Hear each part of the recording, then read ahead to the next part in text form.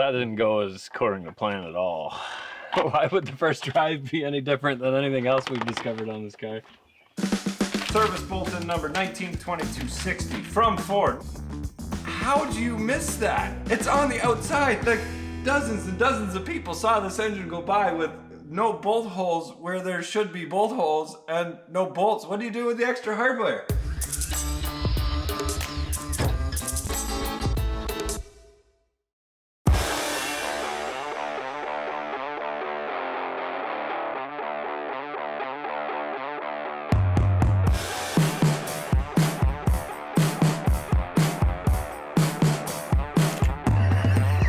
You ever hear the term more money than brains?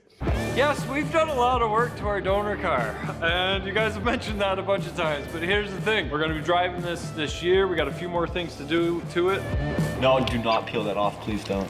And I didn't care about this car before, but kind of do now. Lyell's is helping us out. We got a exhaust in a box here. Got no speedo, no speedometer. So we're gonna fix that with a nice Holley 12-inch dash. All right, so just a couple of really small things that we still had to fix on the car. The foam was missing on the bumper, so we ordered that online. This was like 80 bucks. The back ones were a little bit more expensive, so we just grabbed those off Kijiji, off a wrecked Mustang. The lights were an issue. They had all these wires backwards, and this one plug was wrong for my light. So this is actually the plug off of an injector coil off of a Mazda walking through Tousley's yard. And it's actually the same plug as the light. I couldn't find another plug that went into my lights, and those fit nice and neat in there, and I didn't want to hack those up, so I just grabbed one of those. We got the HID headlights working now. We got the tail lights working. So we'll throw the bumper back on again. We got all the proper connectors now to hold those in place, and then it's not going to fall off. There's only one other major thing, and that's the exhaust.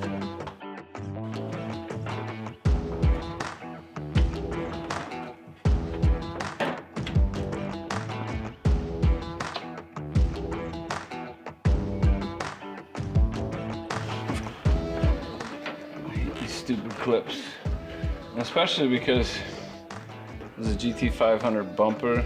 It's not the bumper that was on this car.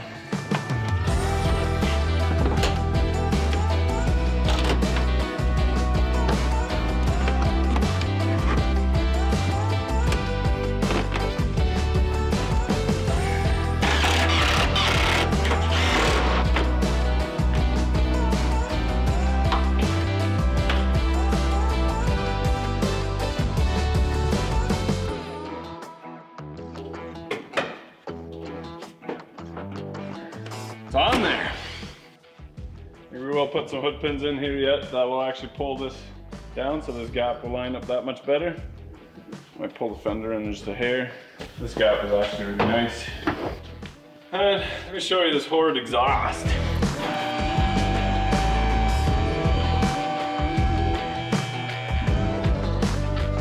All right, so this is the exhaust on the Mustang right now. We got long tube headers, nothing wrong with that. They miss all the moving parts over there to get the exhaust underneath the car. But this is just a cobbled up piece of junk.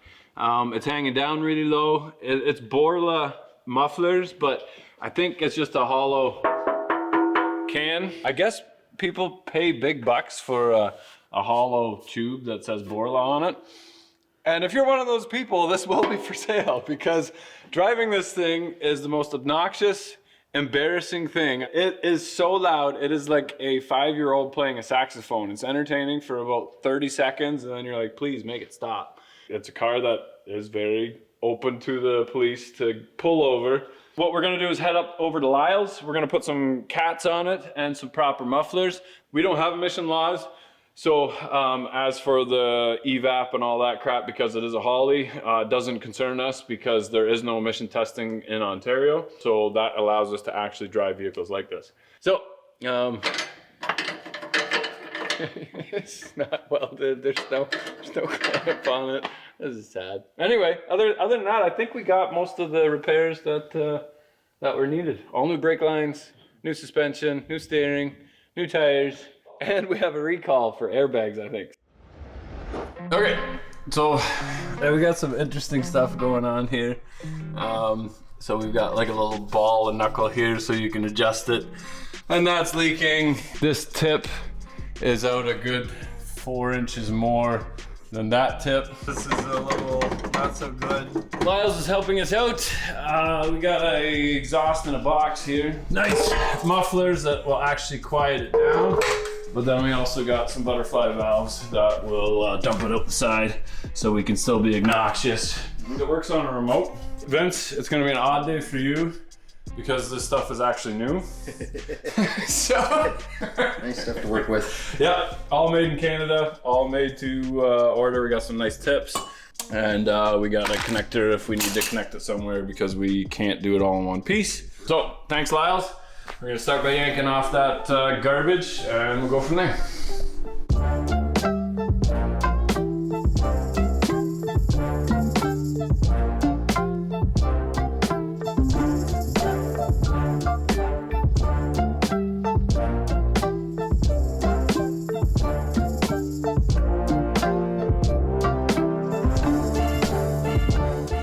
So this is the old Borla with some pretty spectacular welding there. Now keep in mind that this is not new. This has at least 2 kilometers on it.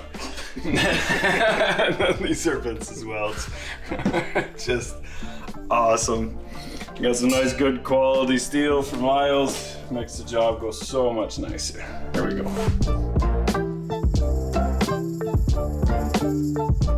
Okay, so we got everything mocked up to the X. We're making a little pipe that goes from the X up to the axle, right up over top there. But from here, we can't change that. That's where the X is gonna go. That's where the cat's had to go. We'll put the cutouts there. We got the cutouts marked.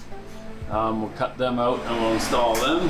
But now we're gonna shift gears over to the rear. We're gonna mount the mufflers with the tips coming out right where we want them to be. So basically we'll stick a piece in the hanger and we'll weld that to the muffler wherever we like the mufflers, front and back. And then we can join that to the mufflers going over top of the axle, coming up through here, up kind of straight over top of this, and then down and into the muffler. So easy peasy. Start with things that you can't change and then fix it from in between there. Here we go.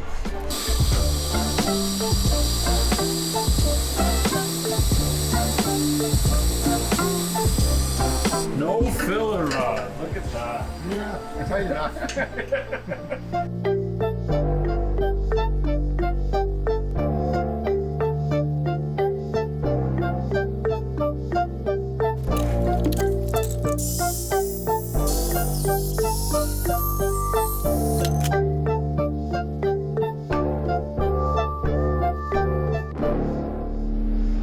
Okay, so there she is. Goes up and over and then comes around and comes back.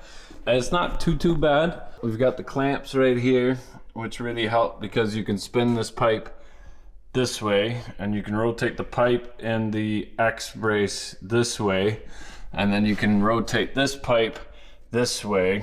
So lining up these last couple joints is not that big of a deal if you're able to flex and move some of that stuff, but that actually looks really good, nice and smooth.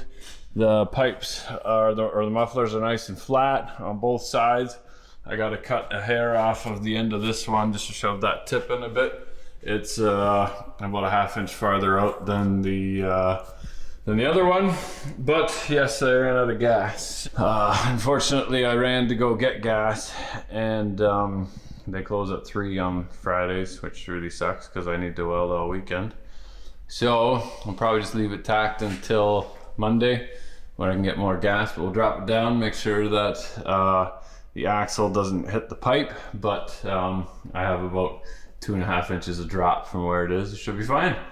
So I'd love to fire it up, but I got so many leaks that won't do any good. So I'll just go to bed. Here we go.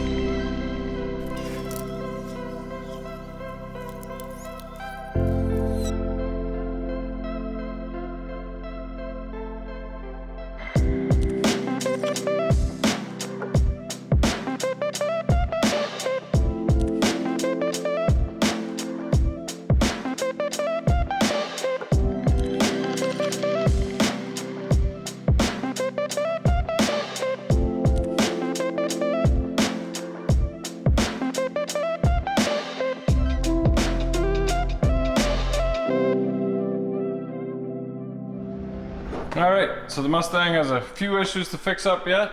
I got no speedo, no speedometer. So we're gonna fix that with a nice Holley 12-inch dash. Now this will fix everything, give us our speedometer, all our monitors, and we can bring our fuel gauge into it and our turn signals. Awesome. And because it's Ford, everything comes apart really easy with 2 hands. Right behind there we go. Yeah. That. Pull the gauges and figure out how to mount it. Here we go. So it's seriously like the Holley was made for a Mustang. I got one plug in the back, and then you've got your GPS, which just screws in the back, and then there's just enough room to kind of tuck this one away, and it's like it fits in nice and tight. I'll grab some 3M and stick that in properly afterwards, because there's not much else we can do. But then this cover almost fits right on again. Just have to shave a hair off the back. There is these spots in the middle. You can cut it, but then you lose the Mustang thing. But you can customize your gauges to have certain readouts here and then the rest of the readouts here. It's just the last little 1/2 inch, 3/4 inch gets cut off because it's a rectangle going in a circle. Basically, I just need to shave that little bit off the back, and then that is the screen. The other plug just goes into where your regular harness, where your little touch screen would go into. They have a little resistor or something to go in the Y plug, and then you've got 3 wires. Black goes to ground, which I've put onto the steel frame in here, and white is ignition, red is power. We'll hook those up, and after we shave a little bit off the back of this, and we are golden. Here we go. What I'm gonna do is make sure that this fits nice, and then we'll put a nice bead of silicone all the way around, and that'll act like a nice gasket when it pushes up against. I'll leave a space, but if it happens to touch, then at least it won't start marking up the screen.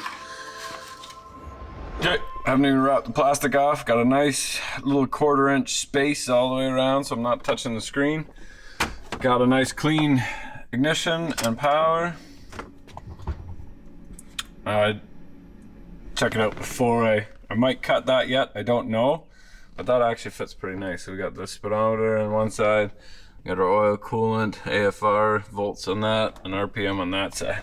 You can see it's just a touch too small, but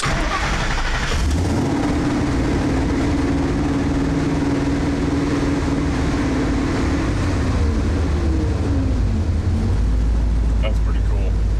I like it. All right, it's a big moment. We got new exhaust, new suspension, new tires, fixed all of the cobbledness. We are legal for the road. Like legitimately, this car was scrap when we got it, and now I'll have some fun with it.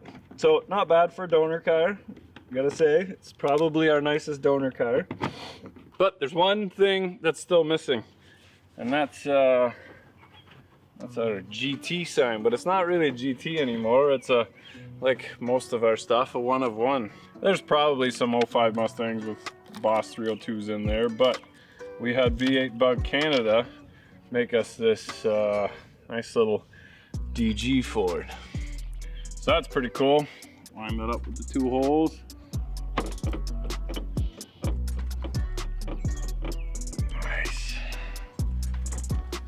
I just gotta clean the rest of the car. Right.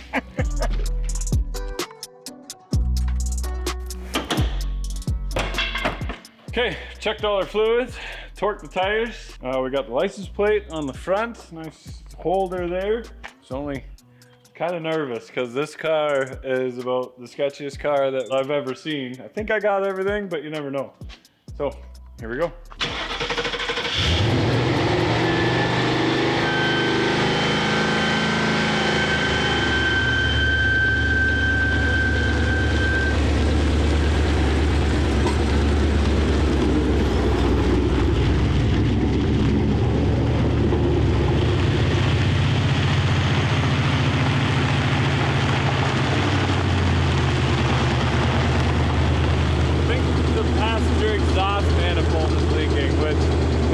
They probably didn't tighten the bolt.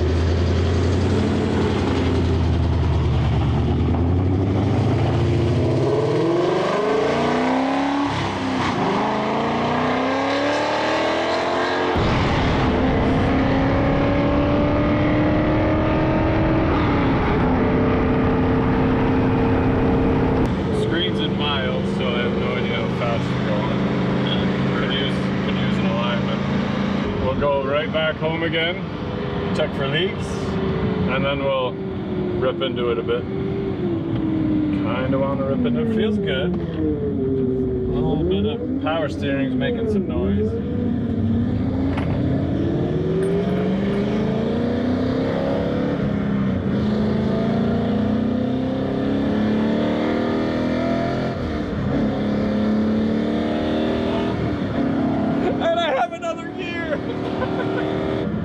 Brakes work good. Yeah, suspension's fine. Yeah, no big clunks on the suspension, so that's good. Getting hot.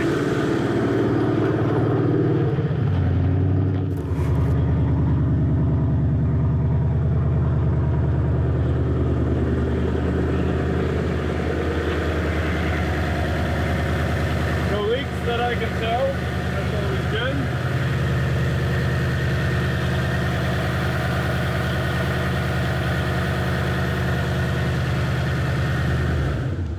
Okay, so we're starting to break up a little bit. Now the Holley's still learning, but it's a good time to just pull a plug and see how it's running. Making sure that it's not soaked in gas or whatever. AFR seems to be where it's supposed to be. The fan is vibrating like crazy. I can feel it on here. I can feel it in the car. So something's up with the fan, and we're getting hot pretty quick. So maybe I got an air bubble in there. We'll see if there's a way to bleed this thing, but we'll pull the spark plug first, let it cool down a little bit. But it feels really good. Brakes work fantastic. Really happy about that. Nice to get them shiny again. Steering wheel's a little bit crooked. We should get an alignment done on it. One tinkle on this passenger side, and that, I think that's exhaust, whether that's the header hitting or the header just loose. It's smooth enough. The bumps in the driveway aren't great. Not that we're bottoming out or anything. I think the travel on the shocks is enough that we're in the middle range somewhere. So not bad first start. Getting a lot of smoke coming out the back yet, so I'll try and figure out what's going on. AFR was reading what it was supposed to, but I'll see if the spark plug matches what AFR says. Boot's a little wet. There's oil on the bottom of this one. Look at this. I'm getting oil right here. There's oil on the bottom of the spark plug hole. So that standpipe, if I can remember right with Scott, that's pressed into the head. So that shouldn't be an issue, but it looks like it's coming right down from the top, unless I dragged it off the spark plug boot. I think the gaskets are, actually, come to think of it, the first time I opened up the spark plugs, there was oil in there. And I thought that they were doing preventative maintenance, but I bet we have an issue there. I'm going to get a gasket set and I'm going to pull those off, because I bet if I pull the other ones, we're gonna have the same issue. Oh well, not the end of the world. Might as well, we've done everything else to the car, might as well tear the engine apart, but at least then we can look inside and make sure that it is a brand new engine. Okay, so we're back at it. Apparently, having a really hard time finding valve cover gaskets for those. Rock Auto is about the only place. Nobody had them in town. Don't know when we're gonna get them. So we grabbed the valve covers from Scott off the engine that we tore down. These are still nice and pliable. So we'll give them a go. And then Rock Auto should be here in a week and a bit. But this car is expensive on insurance, so I don't want to have it sitting here not doing anything. So we're gonna take those valve covers off, pop the new ones on. Hopefully they don't leak. Some new sparky plugs, we'll do an oil change. We will carry on as if normal. Here we go. This is interesting because that definitely looks like a brand new engine, but look at this. It's got dummy holes where there are no bolts. So this is where somebody's gonna comment and say, well, that engine was a test mule and was never allowed to leave this certain factory and it left on the back of a truck. Or marketing department got a hold of it and said, you know, we got a bolt there and we got a bolt there. We don't need one there. Don't worry about it. Even at the back here, there's a dummy and I got a little bit of oil leaking up the back. So interesting. Interesting. Well, if that doesn't make you happy. Cams look good. Everything looks brand frickin' new. Except, why are these tubes leaking? Oh, you buggers. Unbelievable. Well, that's why it's leaking. It's not the top. You can just pull these out. What the heck? That's what I was getting in. Son of a bitch. Somebody forgot. Oh, man. Here's everything that's wrong with a Ford frickin' 5-liter is you just kind of hand assemble stuff and don't put all the bolts in. What a joke. You think it could get worse? Because I think it's gonna get worse.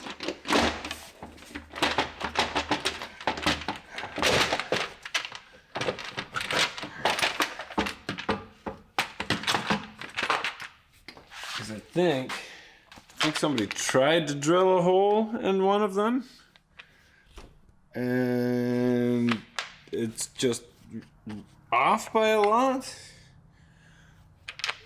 So weird. Man, that's weird. What's that?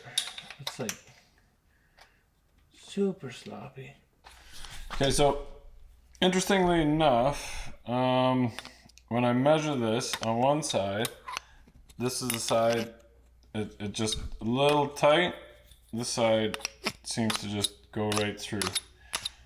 So it's like a half a thou difference, I would think, but it's tighter going in the opposite way. Now, it might be just because we're spinning in there or whatnot, but we'll put a little bit of Loctite on there. And then I got my little Pro Point bushing installer kit here. That actually fits perfect on the tube, so I can tap them in nice and even. That actually fits perfect on there, so tap it in nice and even without wrecking the collar, so that's going to leak later. So, Loctite, clean, and scratch your heads and carry on. Here we go. Now, I have a lot of hammers, but I don't know where any of them are, so I'm down to my 16-ounce curved claw. That's embarrassing.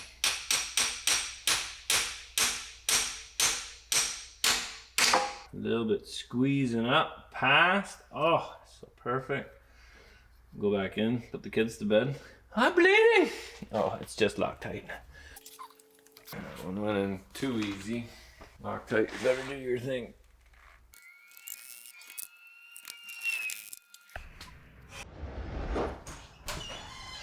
Alright, kids are in bed, and they wanted me to read them The Princess in Black. But what they got was service bulletin number 192260 from Ford, which says, some 2015 to 2017 Mustangs equipped with a 5-liter may exhibit a small oil leak from either valve cover gasket.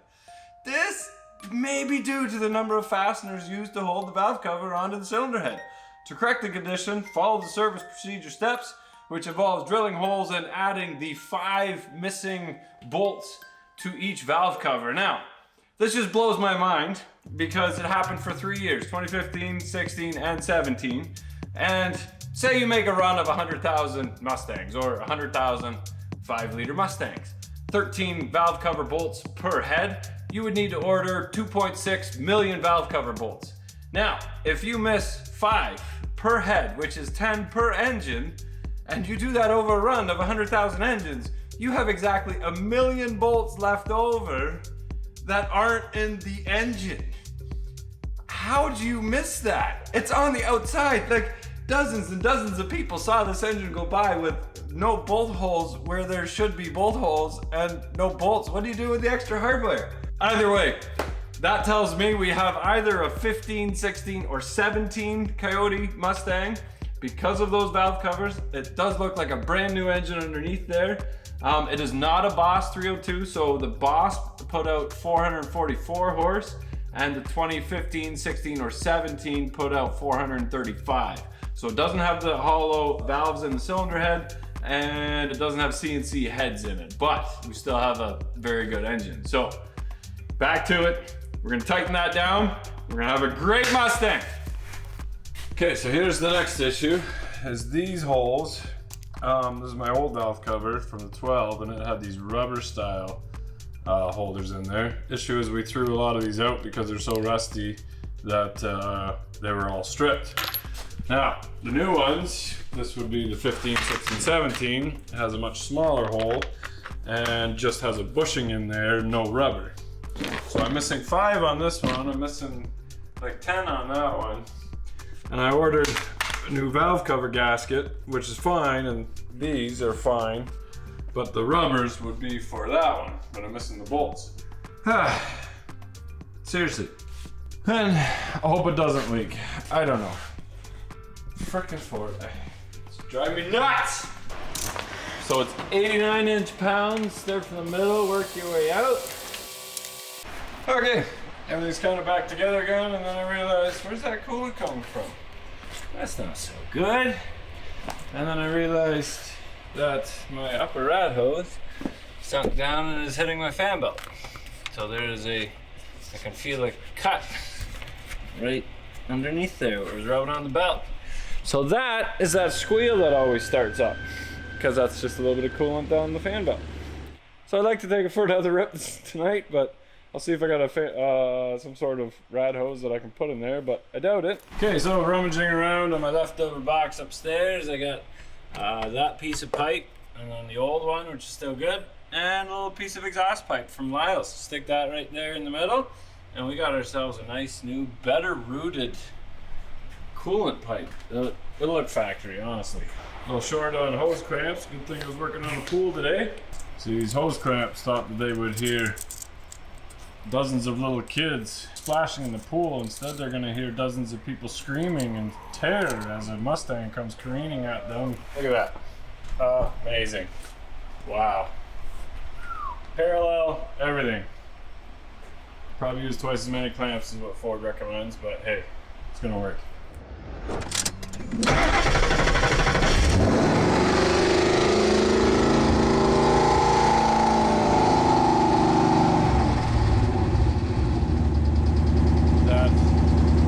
All that's happening is the throttle plates are closed too much and it's pulling its own air through the PCV, so it's burning its own oil. So we'll pull it in, we'll open up those throttle plates a little bit. I got exhaust ticking a little bit here, but the smoke is embarrassing, so we gotta take care of that. But then I think we're just about there. And here we go. Not this time. No, no way. It's a total fabrication. It never happened.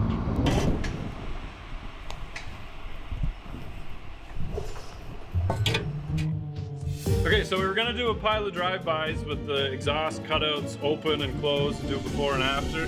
Unfortunately, I had another coolant leak. Fixed that, but then I had to go to work because I'm going to Newport to paint the Silverado. I was halfway there, and then this happened. So now the transmission's out of it, and we're still not driving the car. You'll have to stick around for the next episode to see how we fabric-cobbled this thing back together again. Pretty well did everything to the car now, so there's nothing left to do. We can drive it to the other side of the continent, which we hope to do. Here we go.